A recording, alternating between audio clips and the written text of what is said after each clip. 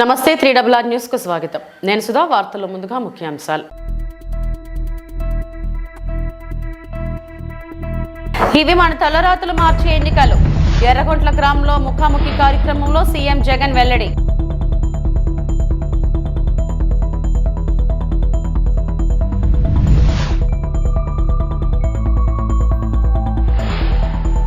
ఇంటింటా ఎన్నికల ప్రచారంలో దూసుకుపోతున్న ఉమ్మడి అభ్యర్థి బండారు. హారతులతో ఘనంగా స్వాగతం పలికి సాదరంగా ఆహ్వానిస్తున్న ఆత్రేయపురం మహిళలు, గ్రామస్తులు.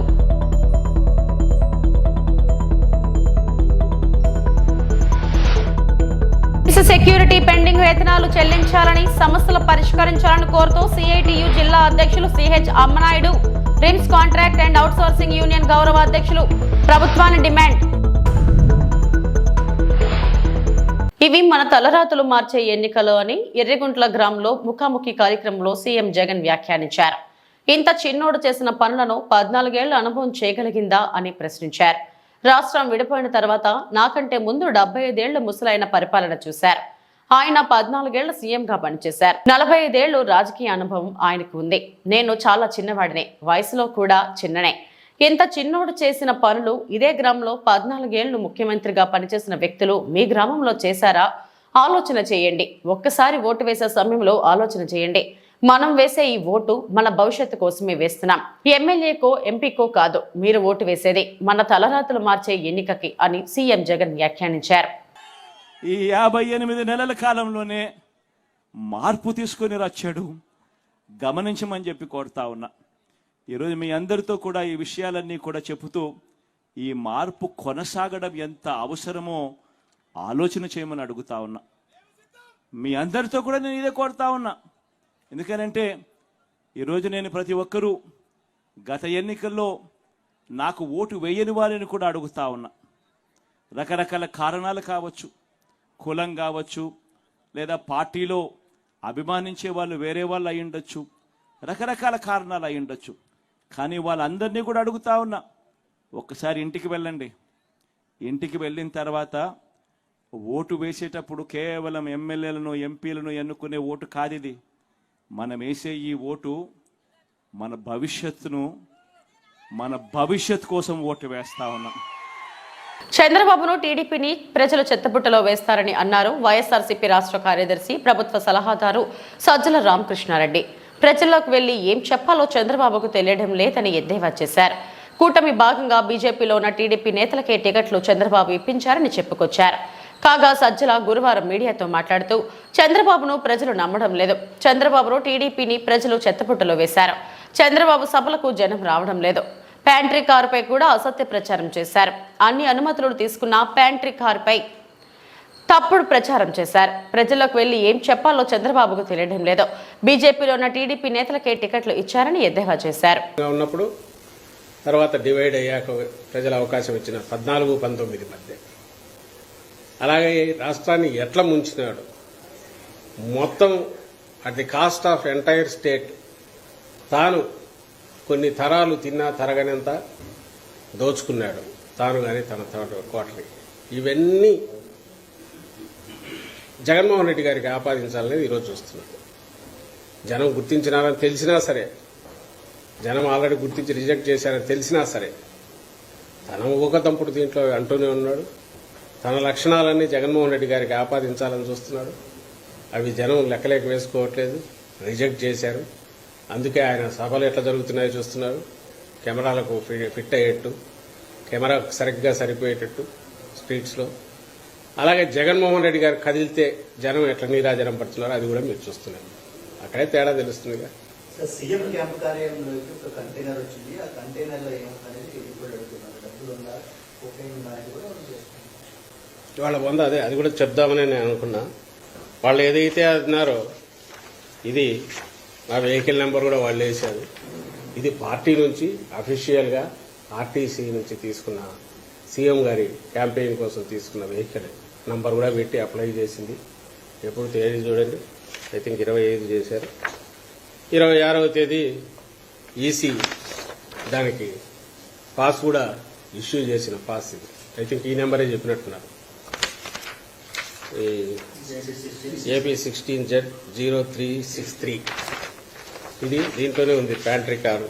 వీళ్ళు అడిగిన దాంట్లో కూడా ప్యాంట్రీ కార్ అన్నది. వాళ్ళు ఇచ్చింది కూడా దానికి ఈసీ సర్టిఫికేట్ ఇచ్చింది. ఇది ప్యాంట్రీ కారు. నేను ఇంతకంటే ఎక్కువ చెప్పాల్సిన అవసరం లేదు. వీళ్ళు గవర్నమెంట్లో ఉన్నారు. అప్పుడు ముఖ్యమంత్రిగా ఆయన తిరిగాడు.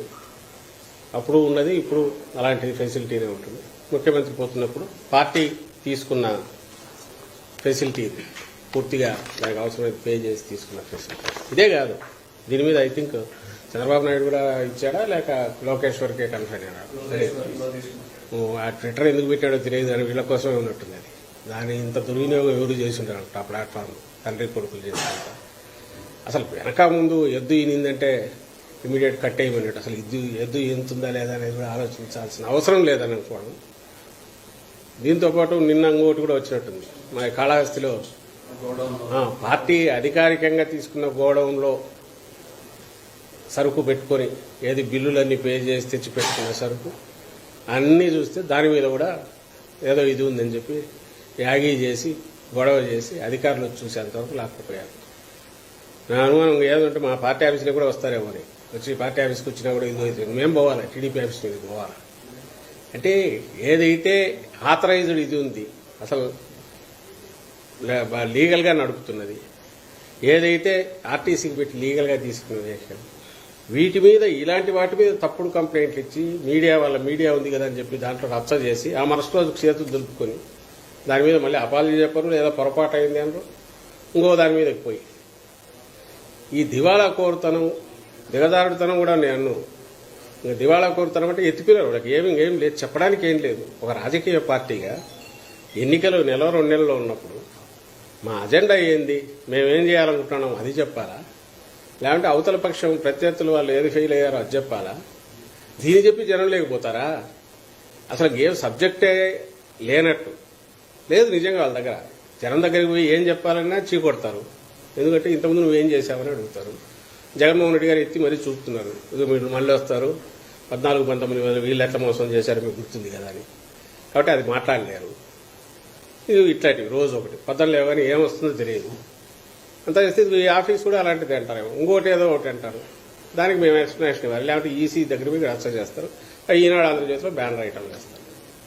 వీళ్ళ బతుకంతా కూడా ఆ దింపుడు కళ్ళ ఆశ అనేది కూడా పోయినట్టుంది. అంతా అయిపోయింది, ఏం లేదు. కాబట్టి పోతూ ఇంత బోధంతే తుడుచుకుంటుంటాడు. అట్లీస్ట్ మీడియా స్పేస్ దాంతో ఇది నిండితే జగన్మోహన్ రెడ్డి గారు కానీ వైఎస్ఆర్సీపీ వాళ్ళు కానీ చెప్పడానికి అంత స్పేస్ దొరకకుండా చేయాలనే కక్కుర్తో, లేదా ఎలాగో రాలేకపోతున్నామనే దీంతో లాస్ట్లో ఉండే వాళ్ళ ఏడుపో కడుపు అంటో ఇవన్నీ కలిసి ఇలాంటి వాటికి వస్తున్నట్టున్నాయి. దయచేసి ప్రజలు అర్థం చేసుకోవాల్సింది ఇది. మరి ఏది నెల రోజులు టైం ఉన్నప్పుడు ప్రజలకు ఏం చేస్తున్నామో చెప్పాలనా, లేదా ఇలాంటి వాటికి పోతారు ఎవరన్నా? నిజమైన ఉంటే చేయొచ్చు తప్పకుండా. కానీ ఓ పార్టీ అనుకుంటే ఏదో పవన్ కళ్యాణ్ అంటే ఆయన పార్టీ లేదు ఏం లేదు ఏదో తెలియదు తప్పు కంప్లైంట్ ఇచ్చినా అంటే అనుకోవచ్చు. వీళ్ళు అధికారంలో ఉన్నారు, అంతకుముందు చూశారు. ఇప్పుడు పార్టీ రీజనల్ పార్టీగా 40 ఏళ్ళు 45 ఏళ్ళు ఉన్నారు. వీళ్లకు సంబంధించినంత వరకు ఒక క్లారిటీ అయితే ఉండాలి పెట్టే ముందు, లేదా అధ్యక్షుడో ఆయన ముఖ్యమైన వాళ్ళు ఈసీ కంప్లైంట్ ఇచ్చే ముందు దీంట్లో కొంతన్నా సరుకుందామని చెప్పేదంటే జనం నవ్వుకుంటారా, లేకపోతే సీరియస్గా చూస్తారా అనుకోవాలి. తప్పుడు ఆరోపణలు చేసే ముందు అది ఉన్నట్లేదు. అంతా ఇంగితం అంతా పోయినట్టుంది. వీళ్ళ బీజేపీ నేతలు కోరటం వల్లే తాను మద్దతు ఇవ్వాల్సి వచ్చింది, లేకపోతే వారం రోజులు 10 రోజులు అక్కడే పోయినాగా ఢిల్లీలో తిరుగుతున్నాడు, చక్కర్లు కొడుతున్నాడు, అక్కడే తిరుగుతున్నాడు. అంతకుముందు పోయి ఒకసారి పోయి వచ్చాడు, మళ్ళీ పోయినాడు, అక్కడే తిరిగారు దర్శనం కోసం. ఇవన్నీ దేనికోసం చేసినట్టు? అక్కడ పోయి అంత ఇది కావచ్చు, ఈ రోజు వచ్చి భవిష్యత్తు తెలుగు రాదని అమిత్ షాకు మోడీకో తెలుగు అర్థం కాదులే. ఇక్కడ ఉండేది ఎలాగో మన ఏజెంట్లే కదా, ఇక్కడ స్టేట్ లీడర్షిప్లో ఉండేది, రిపోర్ట్స్ వాళ్ళకి తెలియదు అని ఆయన మాట్లాడుతున్నట్టున్నాడు. తెలుగులో మాట్లాడితే పోతుంది చెల్లుతుంది అని ప్రజలకు తెలుసు కదా. ఉత్తరాది వాళ్ళకో లేక మోడీకో అమిత్ షాకు తెలియదు, రాష్ట్ర ప్రజలకు తెలుసుగా ఈయన ఎంత ఆత్రంగా వాళ్ళ చుట్టూ తిరిగాడు, కేసుల నుంచి బయటపడాలని, ఎలాగో వాళ్ళతో పొత్తు పెట్టుకోవాలని చెప్పి డెస్పరేట్గా తిరిగిన చంద్రబాబు కానీ, దానికి రాయబారం ఉన్నట్టున్న పవన్ కళ్యాణ్ కానీ వీళ్ళు ఎంతగా ఇది చేశారో ప్రజలకు తెలియదా? అందరు చూస్తూనే ఉన్నారుగా. అయినా ఆయన నమ్మకం ఏంటంటే తను ఏదంటే తన మీడియాలో వస్తుంది, అది డిస్కషన్ అవుతుంది, జనం దానికి కొంత నమ్మకపోతారా అనేది ఆయన ఆశ. ఇంకా అది పోయినట్లే. ఎందుకంటే ఆయనకు తెలిసిన విద్య అదే కదా. డాక్టర్ బిఆర్ అంబేద్కర్ కోనసీమ జిల్లా కొత్తపేట మండలం ఇంటింటా ఎన్నికల ప్రచారంలో దూసుకుపోతున్న ఉమ్మడి అభ్యర్థి బండారు హారతలతో ఘనంగా స్వాగతం పలికి సాదరంగా ఆహ్వానిస్తున్న ఆత్రేయపురం మహిళలు మరియు గ్రామస్తులు. కొత్తపేట నియోజకవర్గం ఆత్రేయపురం మండలం మెర్లపాలెం గ్రామంలో ఇంటింటా సూపర్ 6 ఎన్నికల ప్రచారంలో టీడీపీ, జనసేన, బీజేపీ ఉమ్మడి అభ్యర్థి బండారు సత్యానందరావు, అమలాపురం పార్లమెంట్ అభ్యర్థి గంటి హరీష్, మధుర్ బాలయోగి పాల్గొన్నారు. కొత్తపేట నియోజకవర్గం ఉమ్మడి అభ్యర్థి బండారు మాట్లాడుతూ ఎన్నికల ప్రచారంలో పాల్గొంటున్న సందర్భంగా పెద్ద ఎత్తున అపూర్వ స్పందన వస్తుందని, వైసీపీ అరాచక పాలన అంతమొందించి ఎన్డీఏ కూటమిని అధికారంలోకి తీసుకురావడానికి ప్రజలు సంసిద్ధంగా ఉన్నారని కొనియాడారు.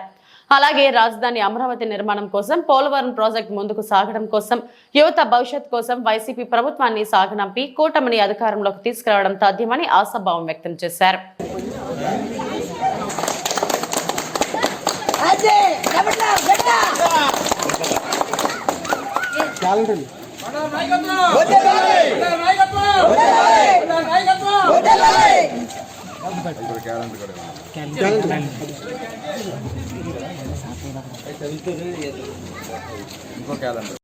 హరీష్ గారు, బాలయ్య గారు ఎంపీ గారు ఉండేవారు కదా మనకి.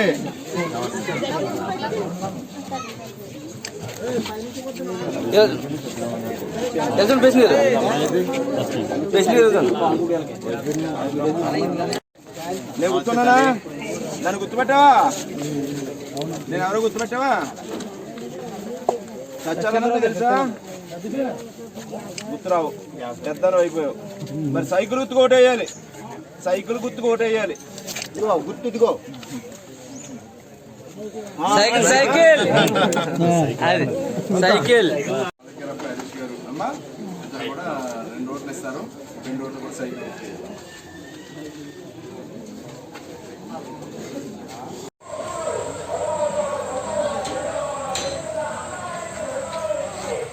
కావలి ఎమ్మెల్యే మొదటి రోజు ప్రచారంలో భాగంగా ముందుగా పట్టణంలోని పాతూరు శివాలయం నందు ప్రత్యేక పూజలు నిర్వహించి వేద పండితులచే ఆశీర్వచనం అందుకున్న శాసనసభ్యులు శ్రీ రామిరెడ్డి ప్రతాప్ కుమార్ రెడ్డి.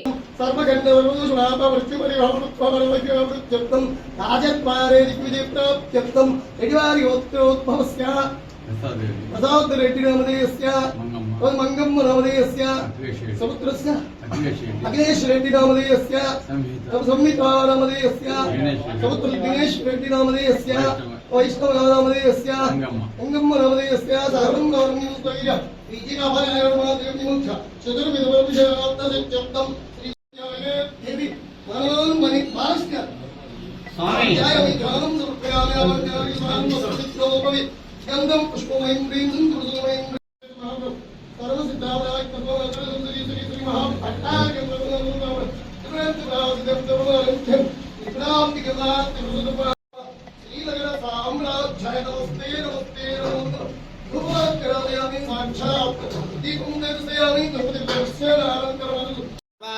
వైనం దేవతాభిరుద్ధరతి యావతీర్వై దేవతాస్తాః సర్వా వేదవిధి బ్రాహ్మణే వసంతి తస్మా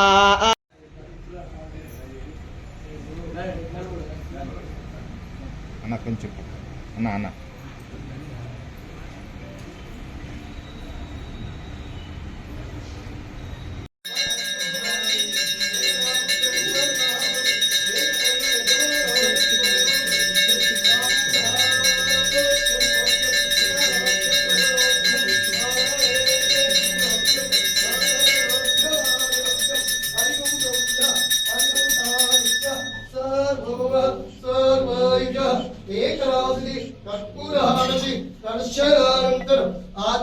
సమర్పయామి.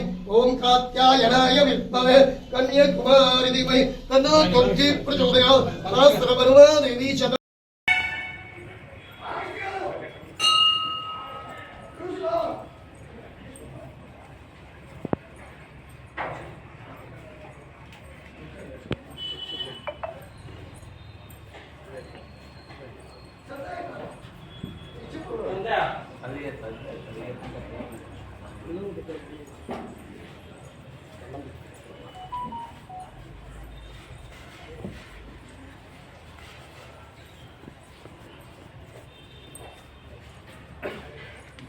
శ్రీకాకుళం నియోజకవర్గం రిమ్స్ సెక్యూరిటీ పెండింగ్ వేతనాలు చెల్లించాలని, సమస్యలు పరిష్కరించాలని సిఐటియు జిల్లా అధ్యక్షులు CH Ammanaidu RIMS contract and outsourcing union గౌరవ అధ్యక్షులు జి మురళి ప్రభుత్వాన్ని డిమాండ్ చేశారు.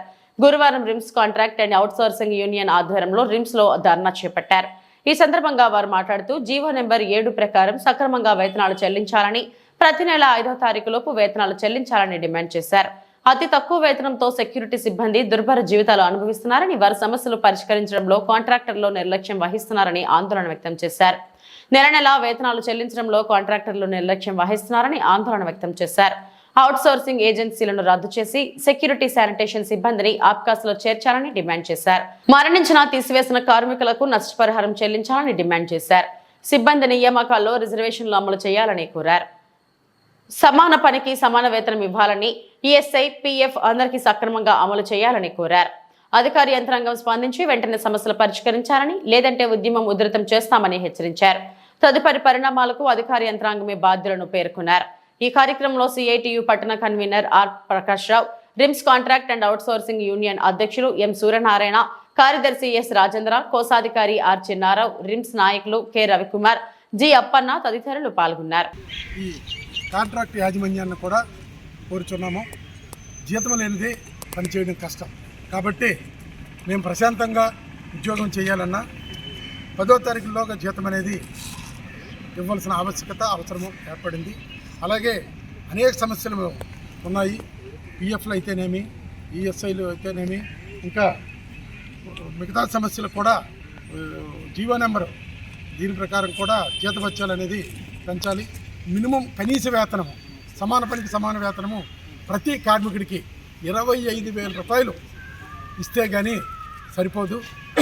ఎలక్షన్ అయిన తర్వాత మేము సమాన పనికి సమాన వేతనం ఇవ్వాలని ఆ ఇష్యూ మీద ప్రధానంగా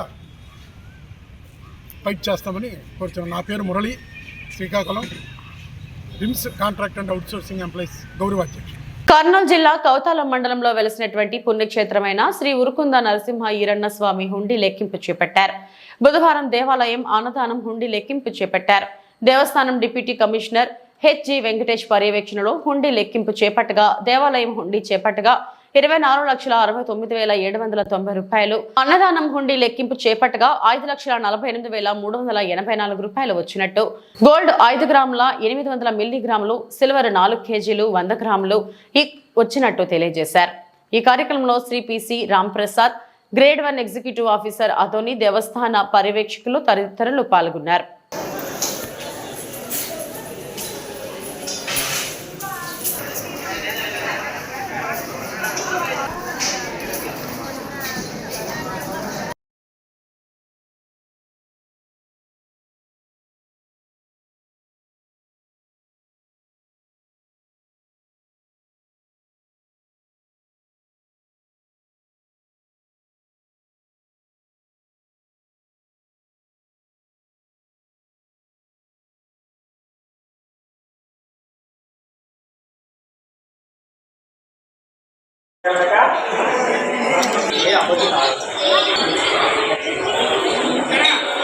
కర్నూలు జిల్లా కోస్గి మండలం చంద్రబాబుతోనే రాష్ట్ర భవిష్యత్తుకు గ్యారంటీ అని మంత్రాల టీడీపీ అభ్యర్థి రాఘవేంద్రారెడ్డి పేర్కొన్నారు. కోస్గి మండల కేంద్రంలో సీనియర్ నాయకులు, కార్యకర్తలతో కలిసి భవిష్యత్తుకు గ్యారంటీ కార్యక్రమం నిర్వహించారు. ప్రతి ఇంటింటా తిరిగి చంద్రబాబు ప్రవేశపెట్టిన సూపర్ 6 పథకాలపై ప్రజలకు వివరించారు.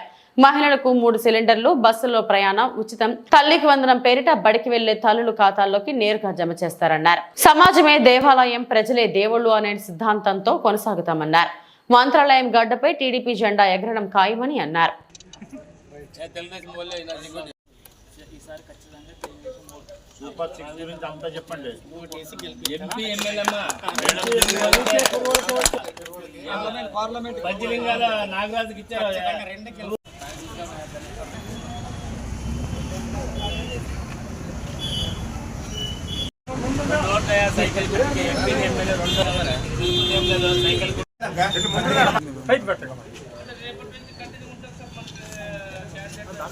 వర్షాంగం బట్టి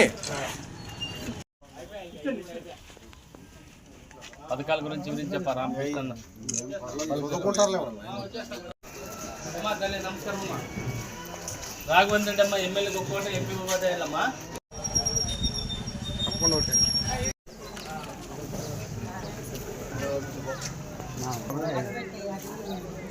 అక్కడే వదిన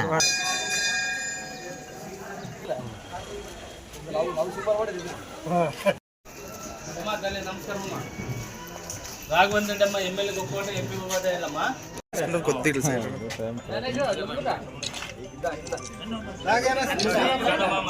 వచ్చేది టికెట్ బీదవాళ్ళకి వచ్చేది రాఘవేంద్ర రెడ్డికి ఎమ్మెల్యే ఎంపీ ఒక ఓటు.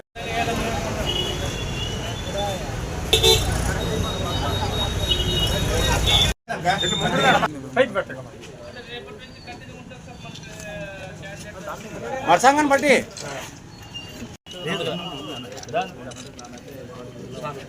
ఇంకో పేపర్ చెప్పా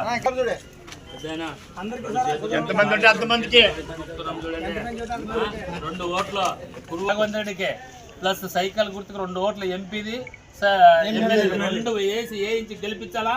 మళ్ళీ నన్ను కురువానికి వచ్చేది కాబట్టి శ్రీకాకుళం నగర కార్పొరేషన్ పరిధి స్థానిక 7వ రోడ్డు జంక్షన్ వద్ద నూతనంగా ఏర్పాటు చేసిన ఎస్కేజే శ్రీ కౌశికి జ్యువెలర్స్ ప్రారంభోత్సవ కార్యక్రమంలో పాల్గొన్న శ్రీకాకుళం నియోజకవర్గ టీడీపీ జనసేన బీజేపీ ఉమ్మడి ఎమ్మెల్యే అభ్యర్థి శ్రీ గొండు శంకర్ మరియు శ్రీకాకుళం నియోజకవర్గం మాజీ ఎమ్మెల్యే శ్రీమతి గుండా లక్ష్మి మరియు ముఖ్య నాయకులు కార్యకర్తలు అభిమానులు పాల్గొన్నారు.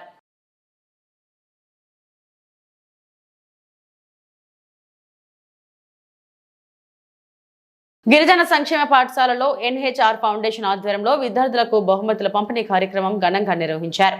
పల్నాడు జిల్లా రెంటచింతల మండలంలో గిరిజన సంక్షేమ పాఠశాలలో ఎన్హెచ్ఆర్ ఫౌండేషన్ ఆధ్వర్యంలో విద్యార్థులకు బహుమతులు పంపిణీ చేశారు. ఈ కార్యక్రమంలో ప్రధాన ఉపాధ్యాయులు విద్యార్థులు తదితరులు కార్యక్రమంలో పాల్గొన్నారు. ప్రిన్సిపల్ గా వారు కొనసాగుతున్నారు. అదేవిధంగా పల్నాడు జిల్లా ప్రిన్సిపల్ కన్వీనర్ గా కూడా వారు కొనసాగుతున్నారు. దివిసీమకి చెందినటువంటి వారు. అదేవిధంగా ఇక్కడ పల్నాడు సీమలో వారు నివాసం కూడా ఉంటూ చేస్తున్నారు.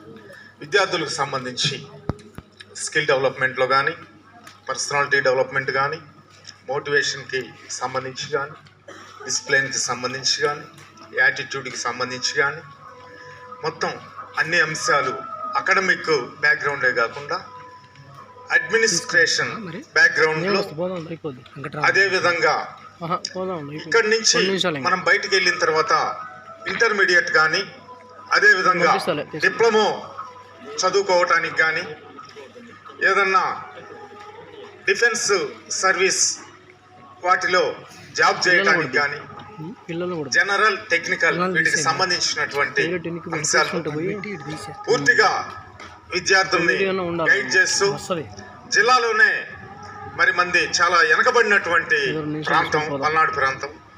ఈ పల్నాడు ప్రాంతానికి ఈ స్కూల్ని నెంబర్ 1గా తీసుకొచ్చి మరి ఎక్కువగా ఇక్కడ మనకి సుగాలి విద్యార్థులు ఎక్కువ మంది ఉన్నారు. వారు లంబాడీ అని కూడా అంటారు. బ్రిటిష్ వాళ్ళు లంబాడీ అని పిలవటం రాక లాంగ్ బాడీ అని పిలిచేవాళ్ళు. అంతకుముందు హైట్ ఉండేవాళ్ళు. ఎక్కువగా రాజస్థాన్ నుంచి ఉప్పమ్మటానికి వచ్చారు ఇక్కడికి సుగాలి. వాళ్ళు లాంగ్ బాడీ అని అనటం బ్రిటిష్ వాళ్ళు అది లంబాడీగా మనకి మారిపోయినటువంటి పరిస్థితి ఉంది. ఈ విధమైనటువంటి సేవల వాళ్ళు అన్ని ఆర్గనైజేషన్స్ని మరి అన్ని వ్యవస్థల్ని కలుపుకుంటూ ఈ విద్యా వ్యవస్థని రిఫార్మ్స్ సిస్టంలో తీసుకెళ్ళినటువంటి పరిస్థితి వారిది. మేము చెప్తూనే ఉన్నాం, పూర్తి సహకారం దీనికి అందిస్తాం. ప్రతి విషయం కూడా నాతో డిస్కస్ చేస్తారు సార్. అంతేకాకుండా వాళ్ళ అన్నగారు ఒకళ్ళు ఇప్పుడు ప్రపంచంలోనే యుఎస్లో టాప్ అంకాలజీ అంటే క్యాన్సర్ విభాగానికి సంబంధించిన డాక్టర్. ఇప్పుడు ఆయన మచిలీపట్నం పార్లమెంట్కి ఎంపీగా కంటెస్ట్ చేస్తున్నారు. ఇంకొక అన్నగారు అవనగడ్డ ఎమ్మెల్యేగా చేశారు. మరి సింహాద్రి రమేష్ గారు ఇప్పుడు కూడా మళ్ళీ కంటెస్ట్ చేస్తున్నారు. అటువంటి ఉన్నతమైనటువంటి కుటుంబానికి చెందినవారు సారు. అదేవిధంగా సారు వాళ్ళ మిస్సెస్ కూడా గర్ల్స్ హై స్కూల్ మాచర్లో టీచర్గా చేస్తున్నారు. వాళ్ళ నాన్నగారు కూడా టీచరు. రేపల్లె ప్రాంతంలో వాళ్ళ మామగారు చాలా ప్రసిద్ధి చెందినటువంటి ఉపాధ్యాయులే కాకుండా కవి, అదేవిధంగా సాహిత్యవేత్త. ఇవన్నీ కూడా కలిసినప్పుడు అన్ని అంశాలు కూడా మొత్తం ప్రశ్నించడం జరుగుతుంటుంది. మరి ఇక్కడ చూస్తే అటు చివరి నుంచి కూర్చున్న వాళ్ళు ఇప్పుడు నారాయణపురం చిన్న మొలకే అని చెప్పి ఇప్పుడు NHRకి నారాయణపురం హనుమంతరావు గారికి బాబాయ్ అవుతారు. వారు కూడా YRSSI స్కూల్లో చేసి వాళ్ళ బ్యాచ్లో SPL స్కూల్ పీపుల్స్ లీడర్ 10వ తరగతిలో SPLగా చేయటం జరిగింది. మరి వాళ్ళ బ్యాచ్లోనే ST స్కూల్లో బండి మరే కుమారు మధ్యప్రదేశ్ DGPగా చేశారు. పల్లెలో వెంకటరామరెడ్డి గారు PVR రెడ్డి ఆయన కస్టమ్స్ చీఫ్ కమిషనరేట్గా గుజరాత్ స్టేట్ చేయటం జరిగింది. ఇప్పుడు మన రాష్ట్ర ప్రభుత్వంలో కూడా విద్యుత్ నియంత్రణ మండలి బోర్డు మెంబర్గా ఆయన 5 సంవత్సరాలు నామినేటెడ్ పదవిలో ఉన్నారు. ఉన్నతమైనటువంటి వాళ్ళు రక్షణ శాఖలో కూడా కోటిరెడ్డి గారు అని వాళ్ళ బ్యాచ్ ఉన్నారు. ఆంధ్ర యూనివర్సిటీ వైస్ ఛాన్సలర్గా కూడా వల్లపల్లి నాగేశ్వరరావు మా బంధువు, వాళ్ళ బ్యాచ్కి సంబంధించిన వాళ్ళే. అదేవిధంగా మరి నితిన్ గడ్కరీతో పాటు చదివి ఇప్పుడు బీజేపీ పార్టీలో కూడా కీలకమైనటువంటి బిల్డింగ్ స్ట్రక్చర్లో ఉండి ఇటీవలనే మరణం పొందారు. వారు కూడా చాలా అవార్డులు తీసుకొని కాగిత సైదారెడ్డి గారని వాళ్ళ బ్యాచ్కి సంబంధించిన వాళ్ళు. అదేవిధంగా కాకర్ల కోటేశ్వరరావు గారని ఇండియన్ వాలీబాల్ కోచ్, మరి అనేక దేశాల్లో పర్యటించి ఆయన కూడా ఇప్పుడు విజయవాడ స్టేడియంలో కోచ్గా చేస్తున్నారు. వారి నేపథ్యం అది. తర్వాత దమ్మాలపాటి రామకోటయ్య గారని ఇప్పుడు అడ్మినిస్ట్రేటివ్ ఆఫీసర్గా ప్రతిపాడు మండలంలో చేస్తూ జిల్లా పరిషత్తుకు కూడా సహకరిస్తూ పంచాయతీరాజ్ శాఖలో కూడా వాళ్ళు చేయటం జరిగింది. ఆంధ్రప్రదేశ్ రాష్ట్రంలో మహిళలు ధైర్యవంతులు అనేలా సీఎం వైఎస్ జగన్మోహన్ రెడ్డి శక్తినిచ్చారని ఎంపీటీసీ సభ్యురాలు స్వాతి అన్నారు. ఎర్రగుంటలో సీఎం వైఎస్ జగన్ నిర్వహించిన ముఖాముఖిలో స్వాతి మాట్లాడారు. నేను ఒక ప్రైవేట్ స్కూల్ టీచర్ని. మిమ్మల్ని మీరు మహిళలకు అందించే ధైర్యాన్ని చూసి నేను రాజకీయాల్లోకి వచ్చాను. నేను ఇప్పుడు ఎంపీటీసీగా పనిచేస్తున్నాను. దేశం మొత్తంలోనే యంగ్ అండ్ డైనమిక్ సీఎం మీరు. మిమ్మల్ని జగనన్న అనకుండా గౌరవపూర్వకంగా సార్ అని పిలుస్తాను. అన్న అంటే బంధం మాత్రమే అవుతుంది. మీకు ఎంత గౌరవం ఇచ్చినా తక్కువే. విమెన్ ఎంపవర్మెంట్తో మాకు ఎంతో శక్తిని ఇచ్చారు మీరు. ఎక్కడో ఉన్న మమ్మల్ని సమాజంలో మీ సమస్యలను పరిష్కరించుకొని సాధికారతను సాధించుకోమని 50% రిజర్వేషన్ కల్పించారు. ఏపీలో మహిళలు ధైర్యవంతులు అనిపించేలా చేశారు. మాకేం జగనన్న ఉన్నారు. పిల్లలను చదివిస్తారు. బ్యాంక్ లోన్ సహా ఏది కావాలన్నా మీ ఆధ్వర్యంలో మాకు అందుతున్నాయి. రాష్ట్రంలో పేదరికం అనే మాట డిక్షనరీ నుండి నెమ్మదిగా తగ్గిపోతుంది. గ్రామానికి విచ్చేసినందుకు చాలా అంటే చాలా హ్యాపీ సార్. స్వాగతం సార్, సుస్వాగతం sir. Only one and only great CM in India sir. So భారతదేశం మొత్తానికి కూడా నేను గర్వించదగ్గ మొట్టమొదటి young and dynamic CM sir మీరు. సార్ మిమ్మల్ని నేను రెస్పెక్టబుల్ గా వర్డ్ సార్ అని అంటున్నాను. అన్న అంటే అది బంధం అవుతుంది. సో నేను మీకు ఎంత గౌరవం ఇచ్చినా తక్కువే in my women empowerment sir. Sir మాకు ఆ శక్తిని ఇచ్చినారు మీరు సార్. ఎక్కడో ఉన్న మమ్మల్ని బయటికి రండమ్మా, సొసైటీకి రండమ్మా, సొసైటీలో చూడండమ్మా. మీ సమస్యలు ఏమనంటే మీరే స్వాతి సార్. సార్ మీరు సొసైటీలోకి రండమ్మా, వచ్చి మీ సమస్యలు మీరే తీర్చిదిద్దుకోండి. సో మీ పిల్లల సమస్యలు మీరే తీర్చిదిద్దుకోండి. మీరు రండి బయటికి, ఇళ్లలో నుంచి బయటికి రండి, మీ సాధికారతను మీరే తెచ్చుకోండి అని 50% రిజర్వేషన్ మాకు ప్రతిదీ కల్పించి మమ్మల్ని మంచి ఉమెన్స్ లాగా ఒక్క ఏపీలోనే ధైర్యవంతుల ఉమెన్స్ మేము అని చెప్పుకోగల ఏపీ ఉమెన్స్ సార్ మేము. ఒక్క ఆంధ్రప్రదేశ్లోనే చాలా జగనన్న ఉన్నాడు. మాకేం జగన్ సార్ ఉన్నారు, మాకేం జగనన్న ఉన్నారు. ఏది తక్కువైనా మా పిల్లలకి చదువు చెప్పిస్తారు.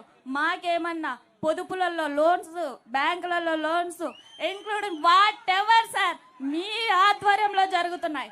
పేదరికం అనే మాట డిక్షనరీ నుంచి చిన్నగా తరిగిపోతుంది సార్. నెక్స్ట్ ఇంకోటి లంచం అనే మాట విని 5 years అవుతుంది సార్ మేము. This is the truth sir. This is the truth sir. Sir మీరు నాకు ఈ అవకాశం ఇవ్వకపోయిందంటే 4 years నుంచి డైరెక్ట్ నేను మీకు లెటర్ రాసేదాన్ని సార్. నేను ఎప్పుడూ అనుకుంటుంటా సార్కి నేను మాట్లాడలేకపోయినా ఈ ఎలక్షన్స్ అయిపోయినా నేను ఒక లెటర్ రాసి జగనన్నకు పంపిస్తా. ఎందుకంటే సమాజంలో మమ్మల్ని మహిళల్ని బయటికి తీసుకొచ్చి ఇంక్లూడింగ్ పాలిటిక్స్ సార్. నేను ప్రైవేట్ స్కూల్ టీచర్ని. అక్కడి నుంచి మిమ్మల్ని చూసి మీ రూలింగ్ని చూసి పాలిటిక్స్లోకి వచ్చినాను sir. I'm MPTC sir. So MPTC sir sir ఇంత ధైర్యం ఇస్తారా జగనన్న, ఇంత ఫ్రీడమ్ ఇస్తారా జగనన్న అన్నంత ఉంది సార్. గత గవర్నమెంట్స్ చూసుకుంటే ప్రతి దానికి సార్ నాకు బాగా నచ్చింది ఏంటంటే లోకల్ గవర్నెన్స్, స్వయం పరిపాలన, మిమ్మల్ని మీరే పరిపాలించుకోండి, మీ సమస్యల్ని మీరే తీర్చిదిద్దుకోండి అన్న మాకు ఆ ధైర్యాన్ని ఇచ్చినారు సార్ మీరు. సో సచివాలయం సిస్టమ్స్ ఒక్కో సర్టిఫికేట్ కావాలంటే మాకు కొన్ని రోజులు పట్టేది, కొన్ని నెలలు పట్టేది. ఇప్పుడు వితిన్ 24 అవర్స్లో మీ సైన్యంతో సచివాలయం సిస్టంతో ఒక్క 24 అవర్స్లో ఒక సర్టిఫికేట్ వస్తుంది. వేరే వ్యక్తితో కానీ వేరే వాళ్ళతో కానీ మాట్లాడకుండా సో ఇచ్చేసి మేమే చేసేసుకుంటాం sir. Sir thank you sir, I'm a big fan of you sir. Thank you, ఈ అవకాశం ఇచ్చినందుకు. ఈ వార్తలు ఇంతటితో సమాప్తం. నమస్తే.